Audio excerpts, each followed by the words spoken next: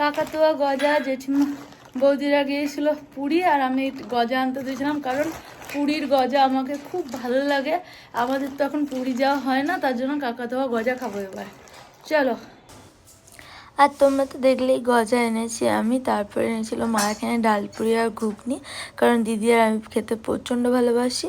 আর তারপর ভিডিও করে নিয়ে অনেকদিন পর দিদি এসেছিলো, একদম ভাত খাচ্ছি তখন তোমাদের সঙ্গে দেখাচ্ছিলাম। আজকে হয়েছিলো চাল কুমড়োর তরকারি, আর হয়েছিল নকশা পটল ভাজা, আলু ভাজা, মাছের টক আর তেঁতুল মাছ। এই হচ্ছে মেনু, আর সঙ্গে ছিল লেবু। চলে যাচ্ছে এখন পুজোর শপিং করতে। চলো দেখা হবে পুজোর শপিং কোথায় যায়। আর হচ্ছে দিদি বাজারে গিয়েছিলাম, আর তখন দুপুরবেলা অনেকটা কলকাতা মার্কেটের সামনে প্রচণ্ড ভিড়। আর গিয়েছিলাম সাহা জুয়েলার্স, আর ওখান থেকে হাতে গেলাম মনসা, কারণ ওখান থেকে টোটো করে অসম্ভব কিছু না, কাছে। আর মা আমি দিদি সবাই জন্য গিয়েছিলাম মনসা বসতে। দুজনে তো ট্রায়াল রুমে ঢুকে পড়েছি, আর জামা দেখছি। তোমাদের সঙ্গে দেখা হবে কোন জামাটা দিদি নিল, আমার তো হয়ে গিয়েছে। আর একটা কথা না বলে পাচ্ছি না, আইফোনটা আমি কিনেছি, কিন্তু সবার এত জ্বলছে কেন? নতুনই আইফোন, এটা পুরনো না, অনেক কষ্ট করে কিনতে হয়েছে।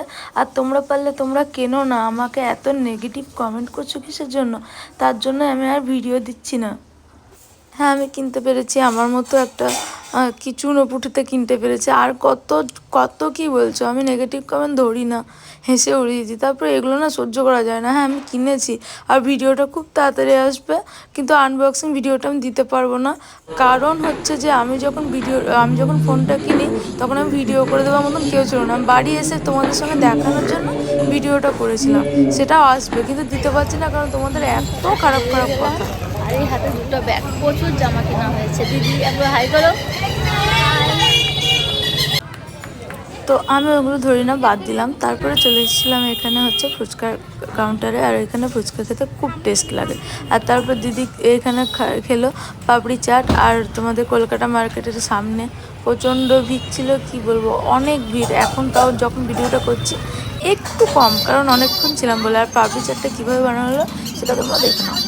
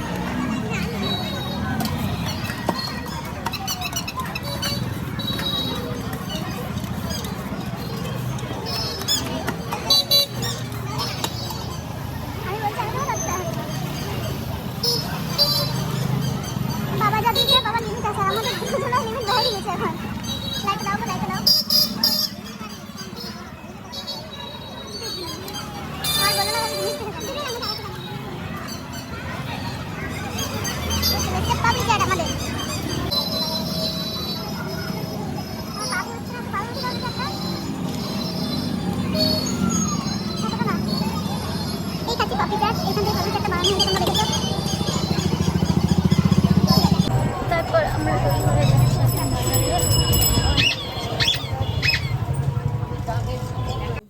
পুজোর শাড়ি কেনা হয়েছে। এখানে আছে হ্যান্ডলুম।